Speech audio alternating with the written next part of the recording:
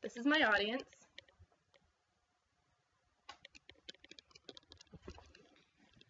My name is Paige Castle, and I will be talking about childhood obesity.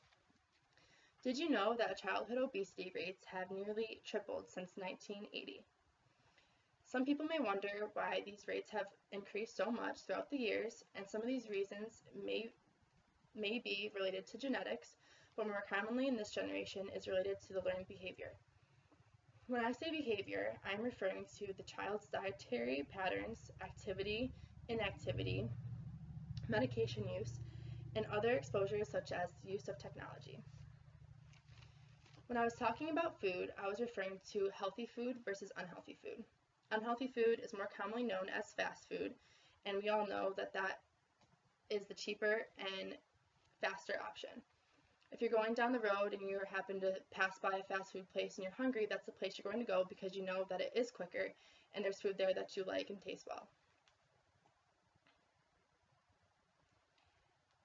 Healthier food is obviously more expensive than unhealthy food, and people know that, and they understand that with how much they're spending on healthy food, they could get much more for the same price if they did the unhealthy option.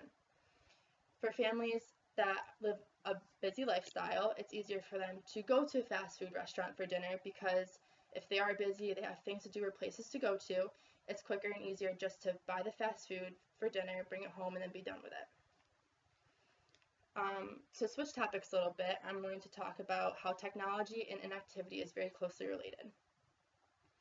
Children in this generation are very fixated on the fact that technology is right at the tips of their fingers. They could really care less to be able to go outside and play with their friends or be involved in sports. They'd rather just be inside and talk to their friends through a TV or through their Xbox, PlayStation, iPad, iPhone, laptops, or any of the technology that we have nowadays. If you can compare it back to many years ago when technology wasn't as advanced, you would see that the obesity rates aren't as high due to the fact that because there was no technology, people or children were more apt to go outside and play with their friends and be involved in sports, go explore, and do things outside that made them be more active.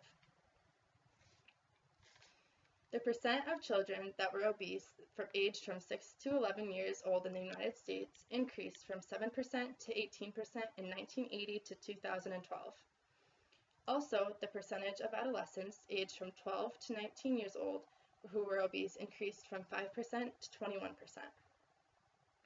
The Centers for Disease Control and Prevention states that overweight is defined as having excess body weight for a particular height from fat, muscle, bone, water, or a combination of all of those factors.